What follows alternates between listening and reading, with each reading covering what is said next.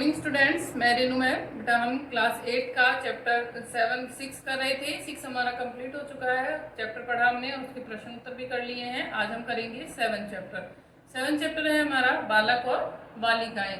ये एक इजराइल की कहानी है जिसमें किस प्रकार से एक जो बुद्धिमान राजा थे उनके बारे में ये जो कहानी है उसी के बारे में हम पढ़ेंगे। पाठ है बेटा हमारा बालक बालिकाएं। यह कथा प्राचीन इजराइल के इतिहास से संबंधित है। राजा सुलेमान इजराइल के तीसरे शासक थे जो अपनी बुद्धिमत्ता तथा सामान्य ज्ञान के लिए विख्यात थे। विख्यात यानी प्रसिद्ध थे।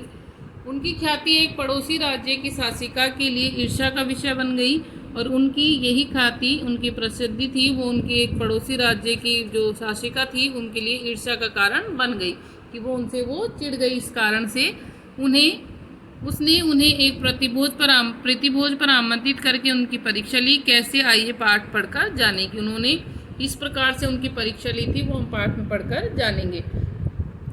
विश्व के इतिहास में कितने शासक हो चुके हैं जिनकी सामान्य मेधा से जुड़ी कथाएं इतिहास प्रसिद्ध हैं। कि विश्व में कितने ही ऐसे शासक हो गए हैं जिनकी जो सामान्य मेधा है यानी उनकी जो बुद्धि है, बुद्धिमानी, उनसे जुड़ी हुई कथाएं हैं जो विश्व इतिहास में प्रसिद्ध हैं। हमारे देश के इतिहास में उज्जैन के राजा विक्रमादित्य अपने समय के अत्यंत मेधावी शासक माने जाते थे। और हमारे देश के थे जो उज्जैन के राजा विक्रमादित्य थे वो भी अत्यंत मेधावी माने जाते थे। इसी प्रकार प्राचीन इजराइल के इतिहास में राजा सुलेमान की असामान्य मेधा के विषय में अनेक कथाएं प्रचलित है। इन्हीं में से एक कथा हम प्रस्तुत पाठ का विषय है और उन्हीं में से एक कहानी हम आपको बताते हैं। सुलेमान इजराइल के तीसरे शासक थे जिन्होंने ईस्वी पूर्व 1965 ईस्वी में से ईस्वी पूर्व 922 तक शासक किया। कि उन्होंने 965 ईस्वी से और 922 ईस्वी तक है वो शासन किया। उनके पिता राजा डेविड ने एक विशाल साम्राज्य स्थापित कर लिया था। राजा सुलेमान ने अपने 43 वर्षों के शासन काल में अनेक ऐसे महान कार्य किए जिनके कारण उनका नाम विश्व इतिहास में अमर हो गया तथा उन्हें न्याय और बुद्धिमत्ता के किस्से स्थान स्थान पर चर्चित होने लगे। तो यहाँ पर जो सुलेमान हैं उनके बारे में है कि वो शासक थे। उन्होंने 965 ईस्वी से लेकर कि ईस्वी पूर्व 965 से ईस्वी पूर्व 922 तक शासन किया था।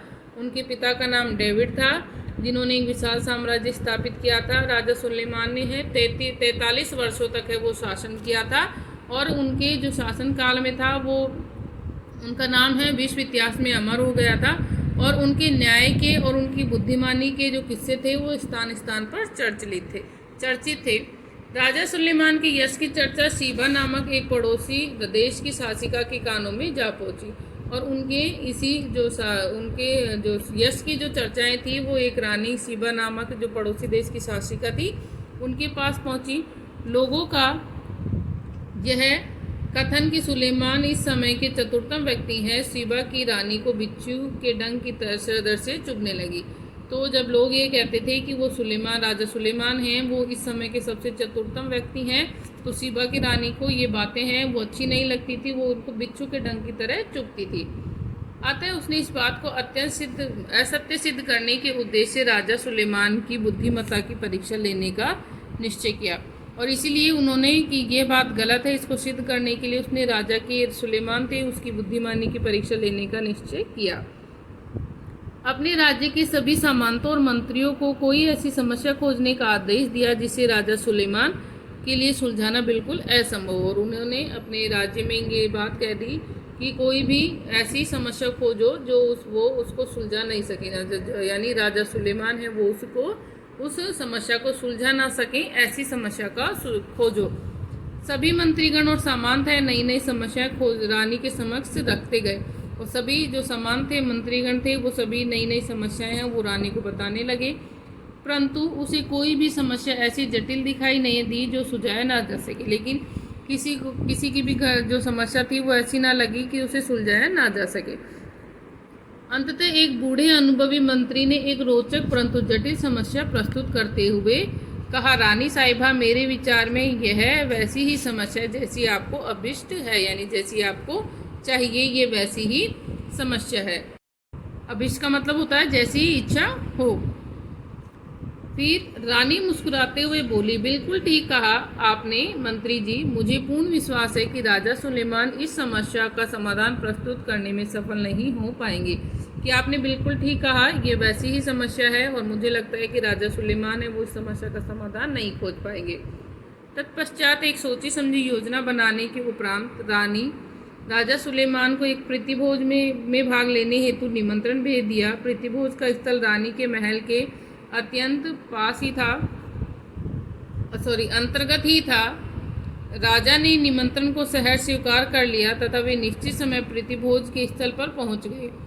राजा ने देखा कि दर्शकों की एक भारी भीड़ है वो स्थल पर विद्यमान है। उन्हें देखकर राजा मन ही मन भाप गए कि प्रीतिभोज के पीछे कोई अन्य उद्देश्य अवश्य नहीं था, तो वे पूर्णतः सतर्क हो गए। क्योंकि राजा थे वो बहुत ही बुद्धिमान थे और वो इतनी सारी भीड़ को देखकर समझ गए थे कि कोई ना कोई बात अवश्य है, इसीलिए वो सतर्क हो गए। प्रीतिभोज के समापन के उपरांत रानी ने राजा सुलेमान को संबोधित करते हुए कहा, महाराज, लोग कहते हैं कि आप अत्यंत मेधावी शासक हैं, अतः मैं आपके समक्ष एक समस्या रखना चाहती हूँ। आपको इसका समाधान प्रस्तुत करना होगा। मैं आपके अत्यंत आभारी रहूंगी। और ऐसे में रानी है वो राजा से कह देती है कि मेरे पास एक समस्या है और मैं चाहती हूँ कि आप इस समस्या का समाधान निकालें और मैं अत्यंत आभारी रहूंगी। मैं आपकी समस्या का समाधान प्रस्तुत करने का भरसक प्रयास करूंगा, राजा ने नर्म परंतु गौरवपूर्ण स्वर में उत्तर दिया। और राजा ने कहा कि मैं आपकी इस समस्या का समाधान प्रस्तुत अवश्य करूंगा। राजा का उत्तर सुनकर रानी ने अपने सेवक को 4 बच्चे राजा के सुलेमान के समक्ष लाने का आदेश दिया और चारों बच्चे एक समान ही लग रहे थे। और रानी ने 4 बच्चे बुलाए और सुलेमान के सामने प्रस्तुत कर दिए। और 4 बच्चे थे वो एक समान ही लग रहे थे। उनकी आयु 8 वर्ष के आसपास थी। यही नहीं, उन्होंने एक से वस्त्र भी पहनाए हुए थे। कि 4 बच्चे लाके खड़े किए, चारों ने एक जैसे कपड़े पहन रखे थे, उनकी आयु भी समान थी, यानी चारों बच्चे एक जैसे लग रहे थे बिल्कुल। बच्चों के आने के पश्चात रानी राजा सुलेमान से बोली, महाराज, ये 4 बच्चे आपके समक्ष उपस्थित हैं। इनमें से 2 बालक हैं और 2 बालिकाएं। उनसे बातचीत किए बिना आपको यह बताना है कि कौन से बच्चे बालक हैं और कौन सी बालिकाएं। राजा सुलेमान शांत मुद्रा में सब कुछ सुनते और देखते रहे। तो रानी की समस्या थी कि उन्होंने 4 बच्चे खड़े किए, सेम बिल्कुल एक जैसे दिखने वाले, एक जैसे कपड़े वाले और एक ही उम्र के। कि आपको ये बताना है इनमें से कौन सी, इनमें आपको बिना बात किए कि उनसे बात नहीं करनी, बिना बात करे बताना है कि कौन 2 लड़कियां और तो कौन 2 लड़कियां। तो बाकी का चैप्टर बेटा हम कल पढ़ेंगे यहाँ से, सभी दर्शक अत्यंत। बाकी अभी हम करते हैं, हमने जो 6 चैप्टर किया था बेटा उसके अंदर हमने प्रश्न उत्तर कर लिए। फिर हमारे जो शब्द भंडार आता है, शब्द भंडार में करते हैं निम्नलिखित शब्दों के समानार्थक शब्द लिखिए। यानी जैसे समान का मतलब होता है बराबर, ऐसे ही इनके समानार्थक यानी समान अर्थ वाले शब्द। तरु पेड़, चित मन, पाहन पत्थर, बाजी घोड़ा, चंदन गंधराज, चंदन को गंधराज भी कहते हैं। विलोम शब्द में हो गया आपका हित अहित, शुभ अशुभ, स्नेह घृणा, सुगंध दुर्गंध, कुसंग सुसंग। सत्संग भी हो सकता है और सुसंग भी हो सकता है। फिर है संज्ञाएं बनाएंगे। बुरा से बना बुराई, समान से बना समानता, उच्च से बना उच्चता और खोजना का बना खोज। सहित का सहित ही रहेगा बेटा। निम्नलिखित शब्दों से विशेषण बनाने हैं, जैसे धन से बना धनी, विष से बना विषैला, संतोष से संतोषी, निज से निजित्व, प्रकृति से प्राकृतिक और मुख से बना मौखिक। फिर है आपको इसके अंदर देखिए कि बुरा जो खोजन मैं चला, बुरा न मिलिया कोई, जो मन खोजा आपनो, मुझसे बरा ना कोई। तो कवि की इस कथन से आप कहाँ तक सहमत है, अपने विचार हैं जो आपको लिखने हैं। आपको बेटा ये खुद से करना है ये काम कि ये मैंने आपको इसका अर्थ बता दिया है कि हम दूसरों में बुराई खोजने के लिए निकलते हैं, लेकिन हमें पहले अपने आप में बुराई खोजनी चाहिए। तो अगर आप इस बात से सहमत हैं तो अपने विचार आपको इसके अंदर लिखने हैं। फिर है इसमें कि नीचे भाषा कौशल में कि जिस प्रकार से जलद है जल देने वाला होता है, जलज होता है जल में जन्म देने वाला, ऐसे ही इन शब्दों के अर्थ देने हैं। वर प्लस दे, वरद यानी वर देने वाला, सुखद सुख देने वाला, दुखद दुख देने वाला, नीरज यानी नीर यानी जल देने वाला, पंकज कीचड़ में जन्म लेने वाला, अनुज पीछे जन्म लेने वाला यानी बाद में जन्म लेने वाला, अग्रज पहले जन्म लेने वाला, और नीरज पानी में जन्म लेने वाला। तो ये आपको जो एक्सरसाइज है बेटा ये बुक में ही फिल करनी है, तो आप इनको बुक में ही कर लीजिएगा। Thank you. Good morning students, this is for class 8 and in previous video we completed with the topic superlative degree and our next topic is position of adverbs, and today we will read the rules given which are govern the placement of adverbs in a sentence. Now first is adverb of manner, place, time are placed after the verb. For example, according to the example I will tell you, he drives competently.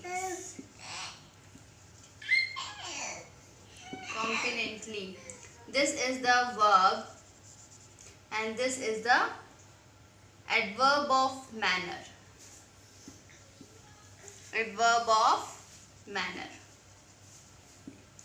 So students, adverbs of manner, place and time are placed after the verb. Adverb of place, time या फिर manner, place and time are placed after verb. पहले verb use करेंगे sentence में, after that we are using adverb of manner, place and time. If the verb is intransitive, if the sentence has a direct object, then, or we can say that intransitive, then the adverb is placed after the direct object. और अगर हमारे पास transitive है sentences में, transitive आपको पता है 2 objects होते हैं, तो उसके अंदर जो हमारे एडवर्ब्स ऑफ मैनर वो डायरेक्ट ऑब्जेक्ट के बाद प्लेस होंगे। Okay students, now next is adverb of time. Adverbs of time, sometimes for emphasizing, adverbs of time are placed at the beginning of the sentence.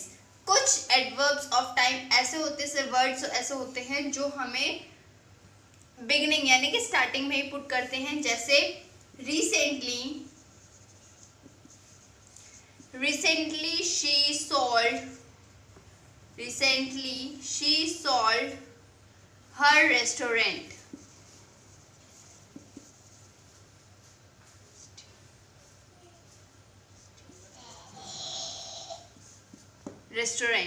सो इसमें recently जो हमारा adverbs of time है वो हमने starting में ही put कर दिया। तो कुछ एडवर्ब्स ऑफ टाइम ऐसे होते हैं जो हम beginning of the sentence use करते हैं।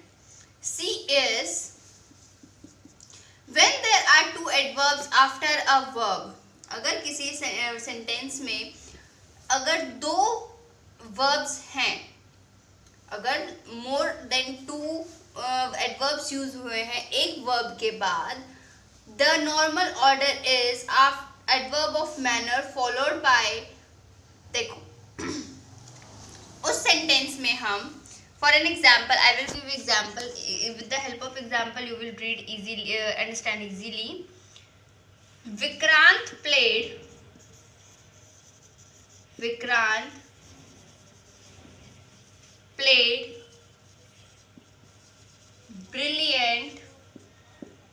brilliantly in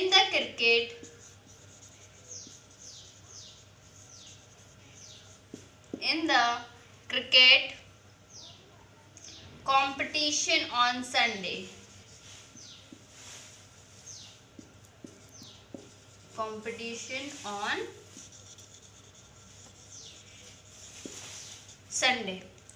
So in this sentence we are having a verb is played is a verb. अब इसके अंदर हम कैसे फाइंड आउट करेंगे, अगर हमारे पास एक एडवर्ब से ज़्यादा एडवर्ब्स होते हैं तो कैसे प्लेस होते हैं। पहले हमारे पास होगा वर्ब के बाद adverb of manner, then we are having cricket competition in the cricket competition is the place, and on Sunday is time. So in the sentences after verb we are using manner, then place, and then time. So we are going to do our in a systematic way we are going to place like this in the sentences. Adverbs को हम ऐसे place करेंगे. Okay students, this is our third point. Now fourth point is, fourth rule is adverbs are placed after is, am, are, was, and were. Example: she is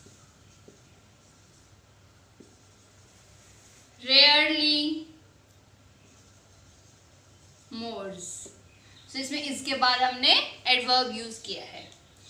Fifth point is, adverbs are normally placed between the subject and the verb if the verb consists of only one word. Adverbs are normally, जो adverbs होते हैं हमारे, for example, they obviously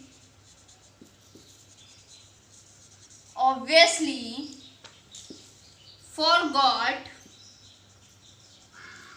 to read the directions.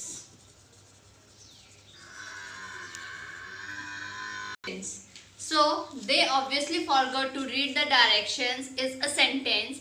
In this, they is a subject, obviously is the adverb, and forgot is the verb. So in this sentence जो adverbs होते हैं वो normally place होते हैं subject और verb के दोनों के बीच में.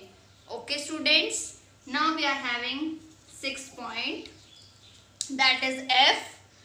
Adverbs are placed after the first auxiliary or helping verb. For example, he was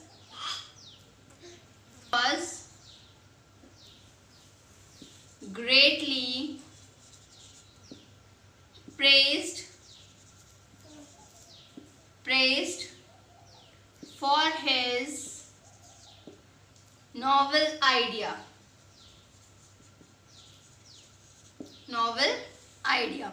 So in this sentence, was is the helping verb, greatly is the adverb, and praised is the second verb. This is second verb. So इस sentence में आपको mainly ये बताया गया है कि helping verb के बाद ही हम एडवर्ब्स यूज करते हैं. They are the rules how we are going to use the adverbs. Like this, we are having some auxiliary verbs like is, am, are, was, were, will be. We are going to use these adverbs usually comes before it. When we are in the stress, जब हम verbs के ऊपर stress देते हैं तो उन cases में हम क्या करते हैं, adverbs को हम पहले यूज करते हैं. For example, he definitely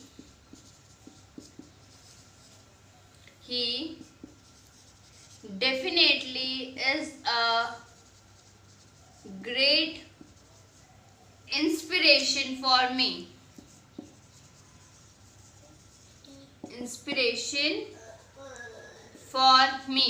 In this sentence, is a helping verb. In this sentence, we are using adverb before helping verb. Why? Because we are having more stress on the verb. जब हमारे पास stress, हम ज़्यादा stress देते हैं verbs के ऊपर, तो उसके अकॉर्डिंग हम एडवर्ब्स को पहले यूज करते हैं. Okay students, here there are the rules of position of adverbs, how we are going to put the adverbs in the sentences. So students, these rules are on the page number 24 in your book. Read these rules and regulations. This is for your homework. You have to write it down, these rules and regulations, in your notebook also. Thank you everyone. A very pleasant morning to all my dear students of class 8. This is Vinita ma'am, your science teacher, welcoming again all to our YouTube channel of online classes. As you know that we are continuing our S7 syllabus. So to continue this series, I am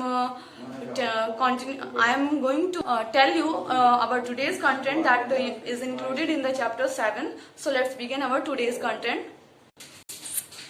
Student, in our previous video we have done up to the botanical garden. Now we are going to continue this endemic species. देखिए endemic species क्या होती हैं? The species of plant and animals which are found exclusively in a place or biota are called the endemic species. देखिए endemic species क्या होती हैं? Student, endemic species में वो सारी स्पीसीज आती हैं जो हमारे प्लांट्स और एनिमल्स की रेयरली फाउंड स्पीसीज होती हैं, इंडेंजर्ड हैं, वल्नरेबल हैं, तो ये सारी हम इसमें एंडेमिक में काउंट करते हैं. वो एक पर्टिकुलर प्लेस पे, हैबिटेट पे मिलती हैं. Endemic species are unique to that place or region and not found naturally anywhere. ऐसा नहीं है कि वो हर जगह आपको कहीं पे भी मिल जाएंगे. एक पर्टिकुलर रीजन आप कह सकते हो और पर्टिकुलर यूनिक प्लेस होता है, उनका डिसाइड होता है, वहीं पर वो फाउंड की जाते हैं. बिकॉज दे उन्होंने उस नेचुरल हैबिटेट को अडॉप्ट कर लिया है अपनी सर्वाइवल के लिए वहां पर. Some species endemic to India are lion tailed macaque. Western Ghat पर, ये आपको वेस्टर्न घाट पर, दैट इज यूनिक, मतलब मैंने आपको एक यूनिक फीचर बताया. तो वेस्टर्न घाट पर आपको लॉयन टेल्ड मैकाओ मिलता है. मालाबार पैराकीट, ये भी कुछ आपका पैरट की तरह लगता है, तो ये मालाबार रीजन में मिलता है. नेक्स्ट इज नीलगिरी लंगूर. नीलगिरी लंगूर जो है आपको नीलगिरी हिल्स पे मिलते हैं. नीलगिरी टहर, ये आपको नीलगिरी हिल्स पे मिलते हैं. ग्रेट इंडियन बस्टर्ड, ये these all are the examples of the Indian endemic species. Okay, the next is our some famous conservation programs. देखिए student, famous conservation programs, some famous conservation programs of in India में student देखिए कुछ famous conservation program जो कि हमारे rare vulnerable species को protect करके रखते हैं. In our country some NGOs are actively sharing the effective implementation of government plans and policies toward the conservation of the nature. तो देखिए क्या हो रहा है, ये कंजर्वेशन ऑफ नेचर की तरफ एनजीओज की, बहुत सारे एनजीओज हमारे कंट्री में बने हुए हैं स्टूडेंट. वो क्या करते हैं, बहुत सारे प्लान्स पॉलिसीज को फॉलो करके हमारे जो प्लांट्स एंड एनिमल्स जो रेयरली हैं वल्नरेबल स्पीसीज में, मीन्स एंडेमिक स्पीसीज में आते हैं, तो उनको प्रिजर्व करने की कोशिश कर रहे हैं, बचा रहे, संरक्षण कर रहे हैं. वो they spread awareness among the people for the sustainable use of natural resources.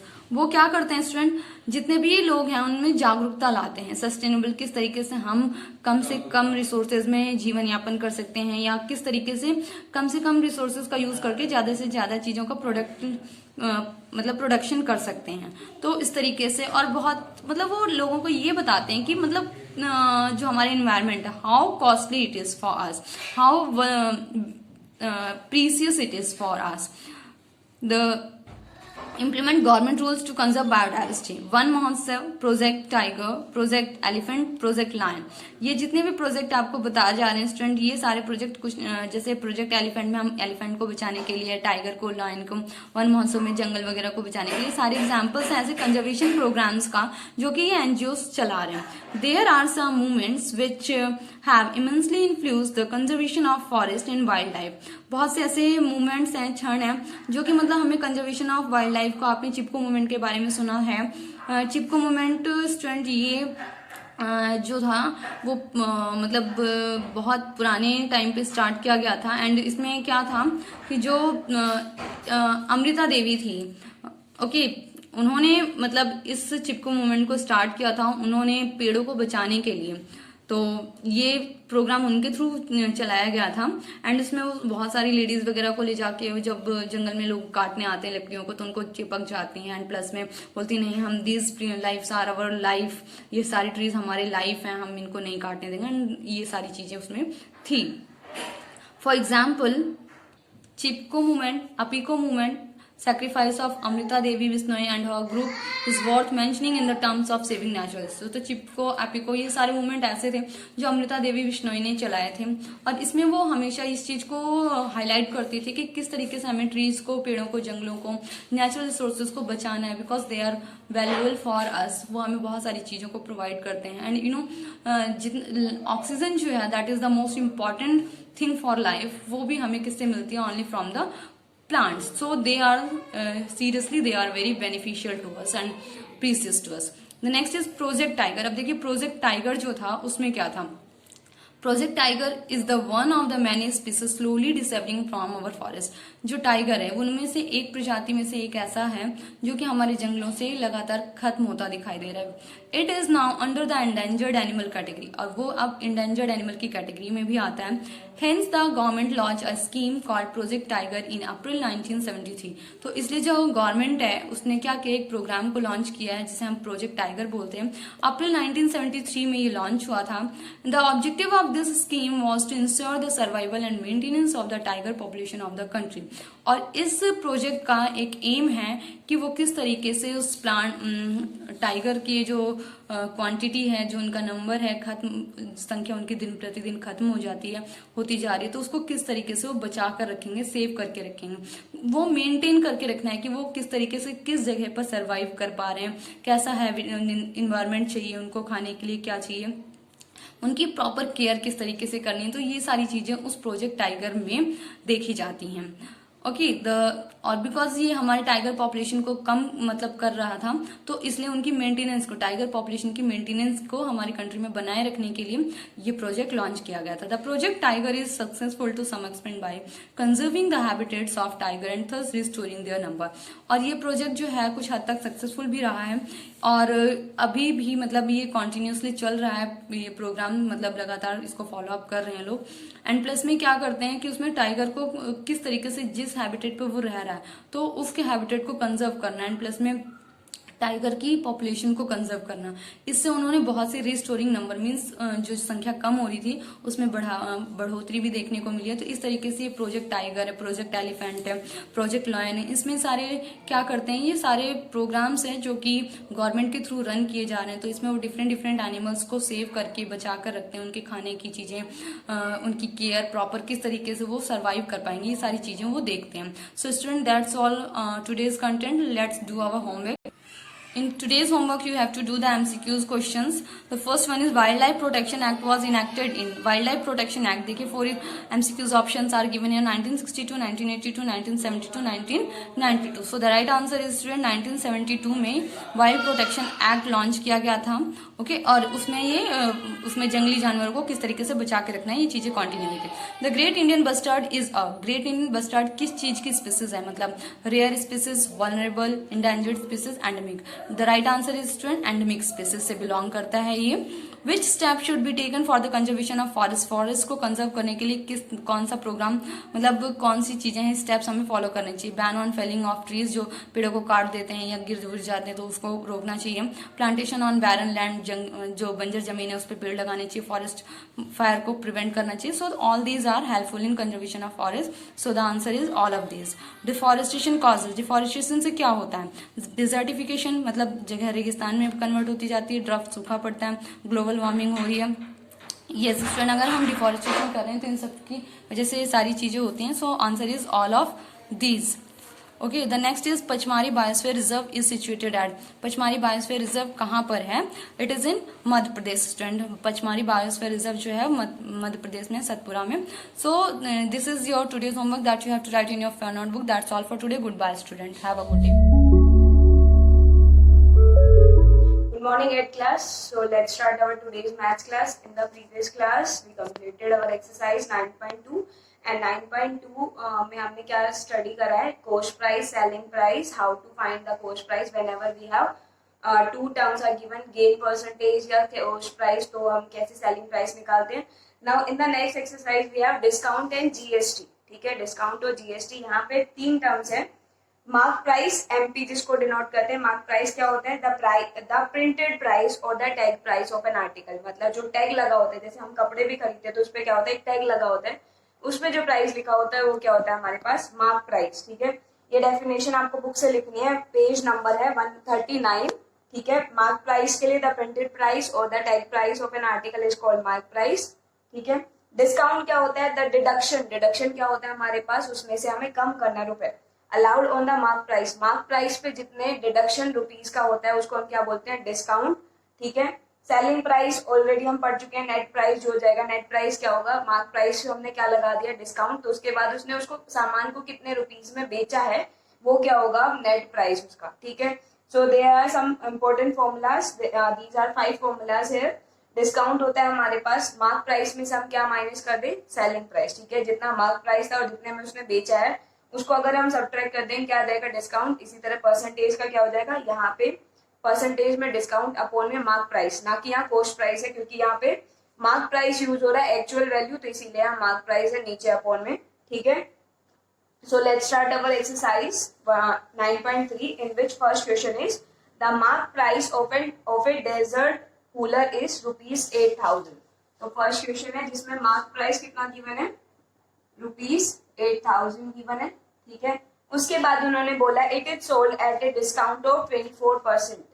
Discount percentage जो गिवन है, डिस्काउंट डी से ही कर लेना डिनोट आप, ठीक है। वो कितना है 25%, 24%, ठीक है। कैलकुलेट क्या करना है हमें, सेलिंग प्राइस। यहाँ जो 5 फॉर्मूलाज है उनमें हमारे पास एक सेलिंग प्राइस के लिए फॉर्मूला गिवन है जिसमें मार्क प्राइस गिवन हो और डिस्काउंट गिवन हो, और जो 5th पे है वो उसमें क्या है हमारे पास, सेलिंग प्राइस ऑलरेडी गिवन है और वहाँ क्या है मार्क प्राइस निकालना, ठीक है। तो फॉर्मूला कौन सा यूज होगा, 4th वन, तो वहाँ क्या है 1 माइनस डिस्काउंट परसेंटेज अपॉन में 100 और multiply with mark price. Simply क्या करना है, अब हमें वैल्यूज पुट करनी है, तो 1 माइनस डिस्काउंट परसेंटेज कितना है 24 अपॉन में 100 मल्टीप्लाई विद 8,000 जो कि मार्क प्राइस है, ठीक है। अब क्या होगा, इसके नीचे कुछ नहीं मतलब 1 लिख सकते हैं, एलसीएम कितना आ गया 100, ठीक है। 1 को इससे डिवाइड करेंगे कितना आएगा, 1 को 100 से डिवाइड करेंगे 100 आएगा, और उसको किससे मल्टीप्लाई करेंगे 1 से 100 हो गया, माइनस साइन बीच में, और 24 मल्टीप्लाई कितना है 8,000, तो यहाँ आंसर कितना आ गया, अब हमारे पास इनको सब्ट्रैक्ट करेंगे 6 और 9 माइनस 2 76 अपॉन 100 मल्टीप्लाई विद 8,000। 2 0 से 2 0 cancel out. Now 76 will be multiplied to 8 will goes to 8 6 are 48, 8 7 are 56 plus 4 is 608। तो कितना आंसर आ गया 608, और एक और जीरो थी यहाँ पे, तो ये रुपीस क्या आ गया हमारे पास, selling price of the article, ठीक है। यहाँ पे गिवन क्या था, मार्क प्राइस गिवन था और उस पर डिस्काउंट, और पूछा क्या था सेलिंग प्राइस, फॉर्मूला में ऑलरेडी गिवन है। 4th और 5th में हमारे पास डिफरेंशिएशन कैसे करेंगे, जो गिवन होता है वो कहाँ होता है, इक्वल टू के राइट हैंड साइड में, ठीक है। तो 4th वाला यूज होगा क्योंकि सेलिंग प्राइस वहां क्या है लेफ्ट में जो हमें निकालनी है, और जो वैल्यूज गिवन है वो कहाँ है, राइट हैंड साइड में, ठीक है। Now next question is, now the second question is an अलमीरा इज सोल्ड फॉर मतलब कि वहां सेलिंग प्राइस गिवन है कितना है, रुपीज 13,120। तो सेलिंग प्राइस गिवन है यहाँ पे रुपीज 13,120 रुपीज, ठीक है। After allowing our discount of 18%, already given है हमारे पास डिस्काउंट परसेंटेज कितना है 18% का वहां डिस्काउंट गिवन है, और पूछा क्या है फाइंड इट्स मार्क प्राइस। अब हमें निकालना क्या है यहाँ पे, मार्क प्राइस। 4th और 5th में से 4th में क्या था हमारे पास, वहां पे मार्क प्राइस गिवन था और डिस्काउंट गिवन था, तो हमने 4th यूज करा था, लेकिन अब क्या निकालना मार्क प्राइस, तो कौन सा फॉर्मूला यूज करेंगे 5th वन, तो वो क्या है 100 अपॉन में 100 minus discount percentage multiply with selling price, ठीक है। क्या हो जाएगा 100 अपॉन में 100 माइनस डिस्काउंट कितना है 18% का, और मल्टीप्लाई विद 13,120, ठीक है। क्या हो जाएगा 100 और डिवाइड में कितना आ जाएगा, अभी ये हमारे पास 9 minus 1 is 82 multiply with this number, ठीक है। 2 से कैंसिल आउट करते हैं, 2 4 जा 2 1 जा 2 6 जा 2 5 2 6 एंड 2 5, ठीक है। 65 आ गया हमारे पास answer. Now this number will be cancel out by, okay 41 को अगर हम इससे वो करें तो 41 विल बी मल्टीप्लाई टू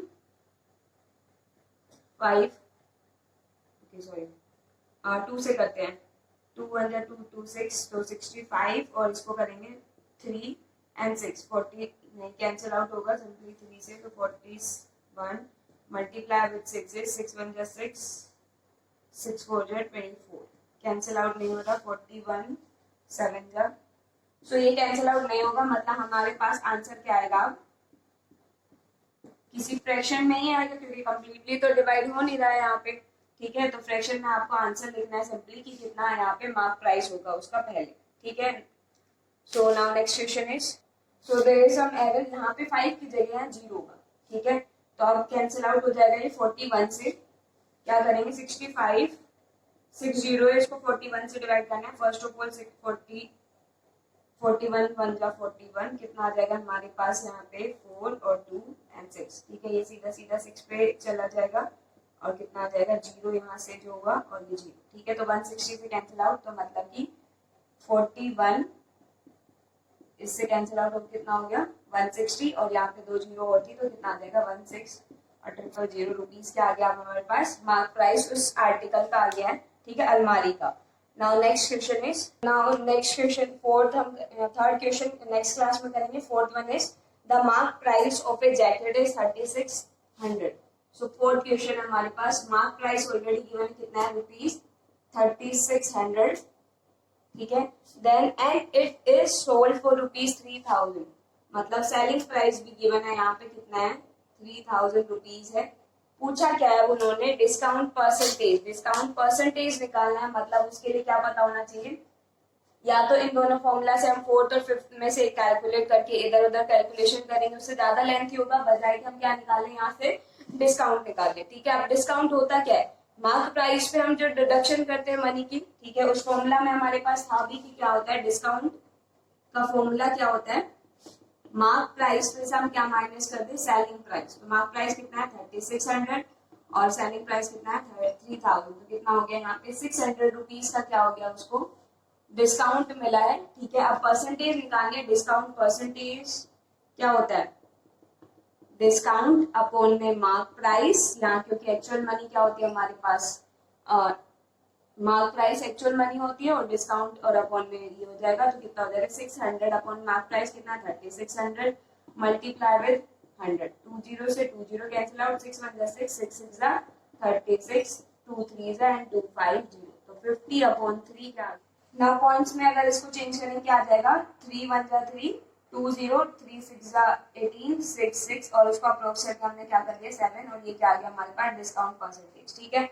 तो यहाँ कैलकुलेट क्या करना था, फर्स्ट ऑफ ऑल गिवन था mark price, selling price given था और डिस्काउंट का क्या निकालना था परसेंटेज निकालना, ठीक है। फॉर्मूला होता है डिस्काउंट अपॉन में मार्क प्राइस, तो फर्स्ट ऑफ ऑल डिस्काउंट पता होना चाहिए, तो क्या होता है मार्क प्राइस में से हम क्या माइनस कर दे सेलिंग प्राइस, ठीक है। ये सारे के सारे फॉर्मूलाज कहाँ है, वो जो 5 इंपॉर्टेंट फॉर्मूलाज है उसमें है। तो students that is all for today, rest of the question we try in the next class. Thank you, have a nice day. Hello student, in today's 8th class GK I Priyanka am discuss with you chapter number 10 scientific instruments. Student, that chapter is also in 7th class and also in 8th class, so you have to learn carefully, that is helping both of class. Our first one is scientific instrument is, it is an instrument for seeing the distance object more distinctly. It has a high magnifying power and can cover a much wider field of view. तो student इस instrument का use किस लिए किया जाता है, जो दूर के ऑब्जेक्ट होते हैं, डिस्टेंस का मतलब थोड़ी दूरी पर जो ऑब्जेक्ट होते हैं उनको सीन करने के लिए क्या यूज करते हैं, binocular. Next one is, it is, that is the picture of binocular, okay. Next one is, it is an instrument by means of which the angular deviation of a ray of light produced by a prism can be determined. तो इस instrument का क्या name है, सेप्टिकीमीटर। सेप्टिकोमीटर होता है, किस लिए use होता है, angular deviation of ray of light produced by the prism, that is the picture of spectrometer. Next one is, it is scissor-shaped self-propelling missile that can be aimed ships and it exploded on touching the ship and make a hole in the bottom of the ship, ठीक है। और जो ये instrument होता है ये scissor की shape का होता है और ये सेल्फ प्रोपेलिंग मिसाइल्स होती हैं जिसका मेन एम क्या होता है, on touching the ship and make a hole in the bottom of ship? तो answer is torpedo. That is the picture of torpedo. Okay.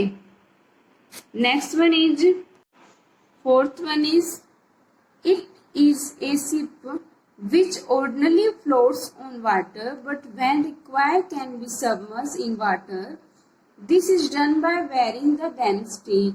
In this, a periscope is fitted through which outside the object can be seen. This was invented by Bushell. तो student, ये जो scientific instrument है ये generally पानी के ऊपर तैरता रहता है, बट जब रिक्वायर होती है तो इसको पानी के अंदर भेजा जाता है, बिकॉज इसमें इस तरह से जो पेरिस्कोप है वो फिल किए जाते हैं कि इससे बाहर के जो ऑब्जेक्ट्स हैं वो अच्छे से दिखाई देते हैं.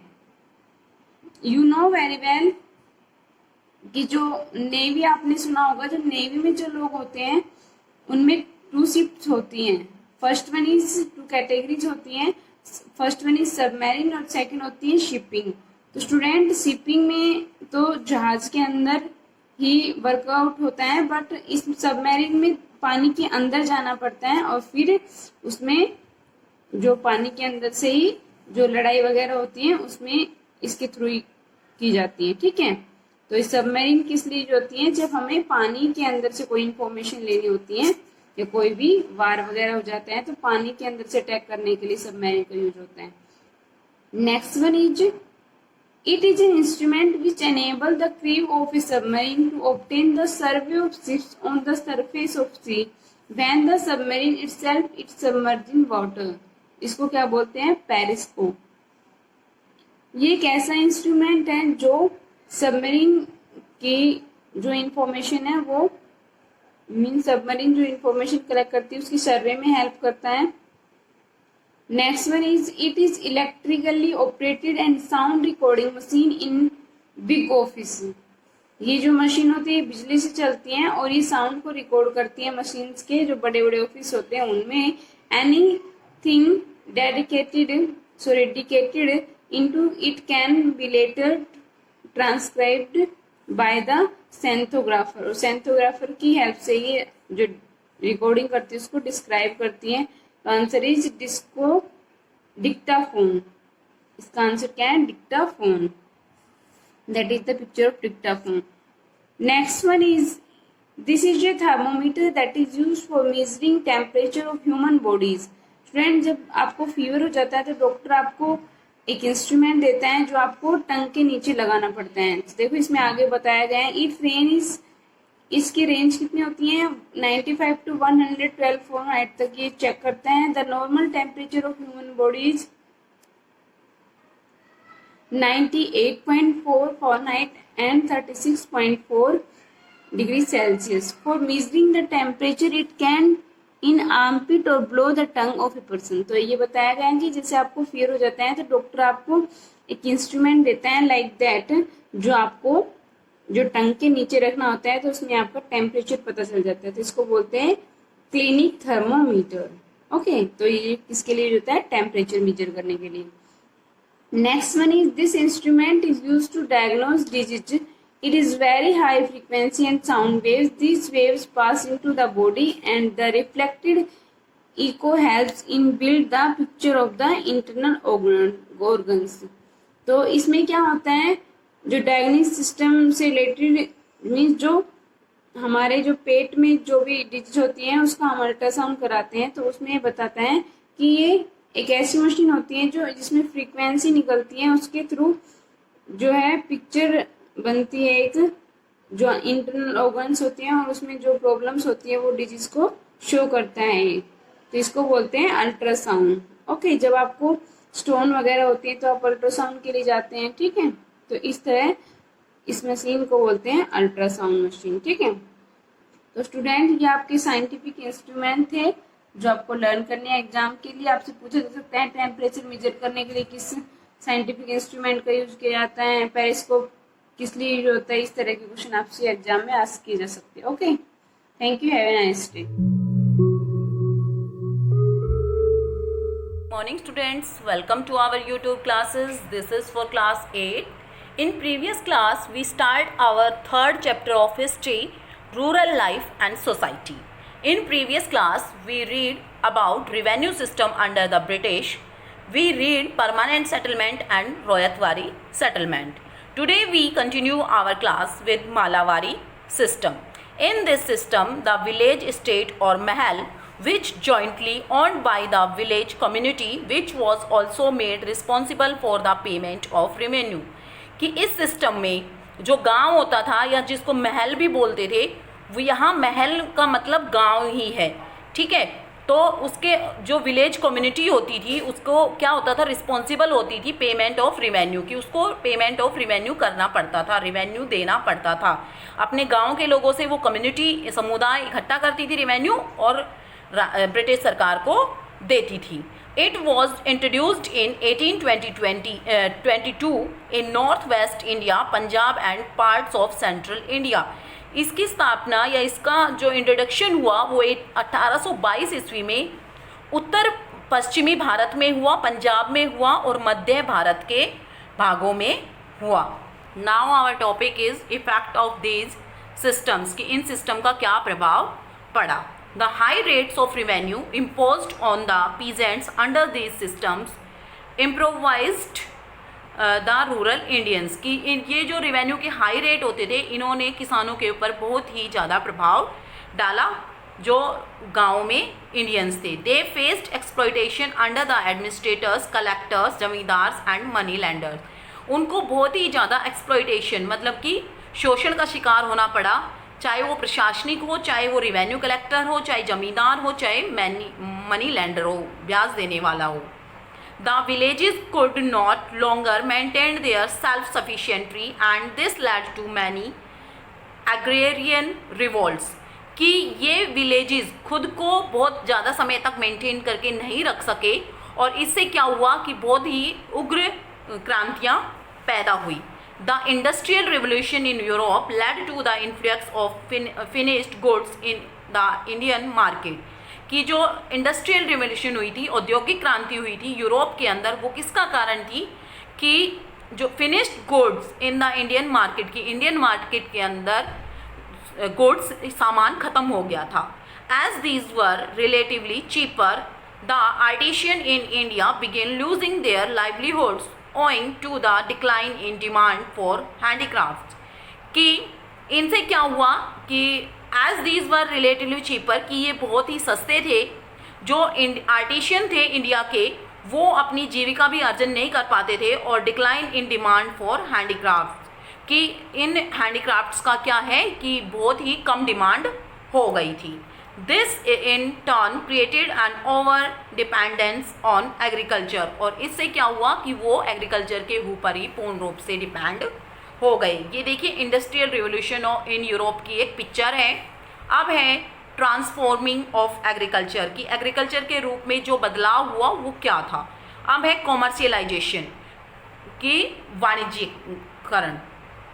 The industrial revolution in Europe had create an immense demand for material like cotton, jute, rubber and indigo, की जो इंडस्ट्रियल रिवोल्यूशन हुई, औद्योगिक क्रांति हुई यूरोप के अंदर, उसने किस चीज़ की डिमांड को बढ़ाया, जैसे कॉटन है, जूट है, रबर है और इंडिगो, यहाँ पे नील होता है ना जो कपड़ों में नील देते हैं, उसका यहाँ पे ये इंडिगो है, उसको इंडिगो बोलते हैं।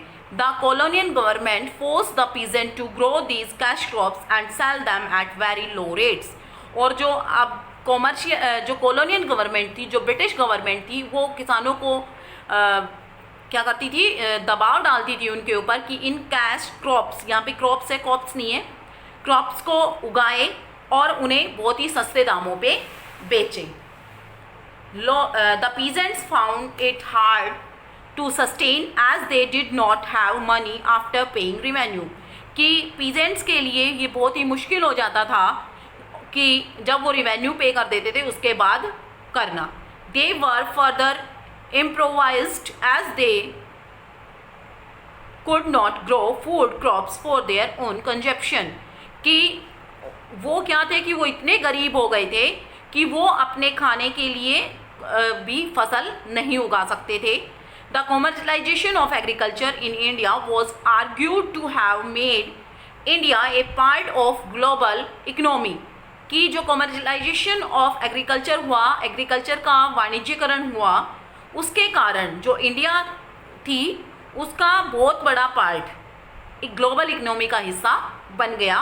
But in reality India was only an exporter of raw materials and the peasants did not get any benefit. पर वास्तविकता क्या थी कि भारत सिर्फ एक निर्यात करने वाला, जो कच्चे माल को निर्यात करता है, वहाँ तक ही सीमित था. इसके किसानों को कोई बेनिफिट नहीं मिल रहा था. अब है फेमाइन्स. As the large part of the cultivated land were used for growing commercial crops instead of growing food crops, many devastating famines ravaged the country during the colonial period. Famines का मतलब बेटा यहाँ पे है विरोध से है, कि जो विरोध पैदा हुआ था, जो क्रांति पैदा हुई थी, कि जो बहुत सारी लैंड थी, जो बहुत बड़ा पार्ट था कल्टिवेटेड लैंड का, उसके ऊपर कॉमर्शियल क्रॉप उगाई जा रही थी. कि फेमाइन का मतलब है आपदा से, कि प्रकोप जो फैला हुआ था उससे है. तो यहाँ पे क्या था कि जो खाने के लिए फसलें नहीं थी, उगाई नहीं जा रही थी, कॉमर्शियल क्रॉप्स उगाई जा रही थी, तो यहाँ के जो लोग थे उनकी स्थिति बहुत ही ज़्यादा ख़राब होती जा रही थी. Natural causes like draft, failure of rain, crop disease, it also aggravated the condition. और जो नेचुरल कॉजेज थे जैसे कि सूखा पड़ना, रेन का नहीं आना और डिसीजेस, बीमारियां फैलना फसल के अंदर, ये भी इसका कारण थी. The administrative and economic policies of the colonial government did not provide relief to the government peasants. और जो गवर्नमेंट पॉलिसीज़ थी, जो कॉलोनियल गवर्नमेंट थी, वो कोई रिलीफ प्रोवाइड नहीं करा रही थी इन लोगों को. कोई मतलब कि इन समस्याओं से निपटने का कोई समाधान नहीं निकाल रही थी, उनको कोई मदद नहीं दे रही थी. The Bengal famine killed almost 1/3 of the population of the province. और बंगाल के अंदर जो ये आपदा फैली, इसने क्या किया कि 1/3 लोगों को मार दिया. मतलब कि 1/3 पॉपुलेशन वहाँ की मर गई बंगाल प्रोविंसी की. ठीक है, ये जो कुपोषण का शिकार हो रहे हैं, देखो फेमाइन का मतलब होता है कुपोषण का शिकार, कि लोगों के पास ना खाने के लिए होता है, और जो खाना होता है उससे सूखा, ये देखो कैसे सूखा रोग है, इन लोगों की हड्डियां भी दिख रही हैं. तो ऐसे बहुत सारी पॉपुलेशन यहाँ की डेड हो गई थी. अब है इरिगेशन.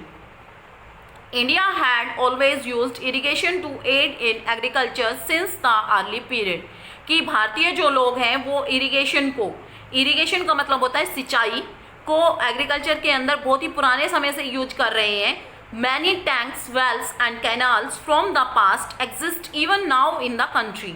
कि पुराने ही टाइम से बहुत सारे टैंक, वेल और कैनाल का मतलब होता है नहर, यहाँ पे है. Irrigation using modern technology was however, कि इरिगेशन की जो मॉडर्न टेक्नोलॉजी थी वो introduced with the arrival of the British. कि ब्रिटिश के आने से न्यू टेक्नोलॉजी आई इरिगेशन की. A network of canals as well as barrages were constructed in the country for the purpose. कि बैराजेस के साथ साथ, कि बैराजेस का मतलब होता है कि पानी को रोकना, जहाँ ज़रूरत होती है उधर की साइड उसको खोलना. ठीक है, बांध के ऊपर आपने देखा होगा कि उनके बैराज लगाए हुए होते हैं. तो एक नेटवर्क बनाया हुआ था कैनाल्स का बैराज के साथ, जो कंट्री में इस इरिगेशन के पर्पज से बनाया गया था. Never class famine were common in colonial India. कि कॉलोनियल इंडिया के अंदर ऐसी फेमाइन आती ही रही. ये मतलब कि कोई आश्चर्य की बात नहीं है, या ये कोई never class famine were common in colonial India. की कॉलोनियल इंडिया के अंदर ये सारी फेमाइन बार बार आती रही. Technology. There was not much technological advancement in the field of agriculture during this period. कि इस टाइम में एग्रीकल्चर के अंदर ज़्यादा टेक्नोलॉजी नहीं थी. All tools and less chemical fertilisers were still used. कि पुराने हथियार या औजार और कम केमिकल फर्टिलाइजर इस टाइम पे यूज़ हो रहे थे. Farmer were still illiterate in the country. और कंट्री के अंदर जो किसान थे वो भी इलिटरेट थे. A few agriculture colleges were set up by the colonial government. और कुछ ही एग्रीकल्चर कॉलेज खोले गए थे इस कॉलोनियल पीरियड में. ठीक है, I hope students you understand the chapter very well. In next class we read about case study of this chapter and other topics of this chapter. So read the chapter again to understand. Thank you. Have a nice day.